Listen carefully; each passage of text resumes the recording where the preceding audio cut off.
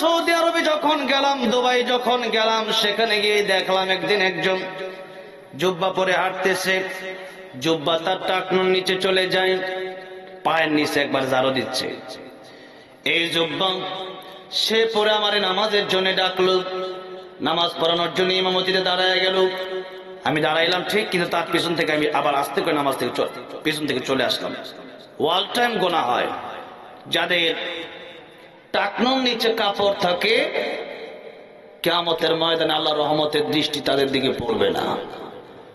যতক্ষণ থাকবে ততক্ষণ পর্যন্ত গুনাহ হতে থাকবে।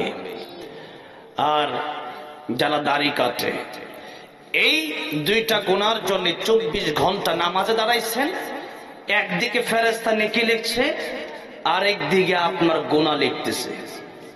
মনে রাখতে হবে মুসলমান, আজকে দুনিয়া পেয়ে আপনি দুনিয়ার জন্য কত ভাবনা নিচ্ছেন।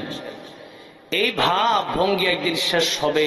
ধনবাড়ি বসেছিলাম, আমার তারা যে আপনাদের এলাকার মেন্দা না মেদনা কি বলে, হ্যাঁ মেন্দা, মেন্দা, এটা আসলে অনেক জনপ্রিয় এই জামালপুরের জন্য। আসলে এটা আমাকে খেতেই হয়, আমার কাছে খুব ভালো লাগে এটা। তো এখানে আসার আগে তারা ওখানে বসাইছে, এরপরে বললো ওদের একটা দোকান আছে দুধ চা কবি স্পেশাল, সেখানে বসেন। চাটা খেতে খেতে দেখলাম মাইকিট হচ্ছে একটি সুখ সংবাদ, ইন্না লিল্লাহি ওয়া ইন্না ইলাইহি রাজিউন, আগামীকাল সকাল 11টায় ওনার জানাজা হবে। এই মাইকিট শোনার সাথে সাথে সবাই চুপ হয়ে গেল। এর মানে হচ্ছে এটাই, এই খবর আমার ব্যাপারেও একদিন ঘোষণা হয়ে যাবে, নাকি বলেন? খবর ঘোষণা ঠিকই হবে, তার আগে আমার আপনার ঠিক হয়ে যেতে হবে। বাবাজিরা, যে কোনো সময় মৃত্যুবরণ করতে হবে।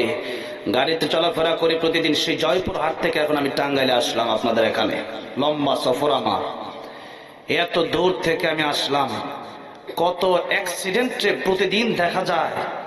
ওই দিন ময়মনসিংহ যাওয়ার সময় দেখলাম একটা লোক খালি লাফাচ্ছে, এইরকম বুকটা ছিদ্র হয়ে গেছে। এই তো আপনি উপর দিয়ে সাদা চামড়াটা ছিলে ফেললে দেখেন আপনারা কেমন দেখা যায়। আল্লাহ সুন্দর করে বানাইছে বাবাজিরা।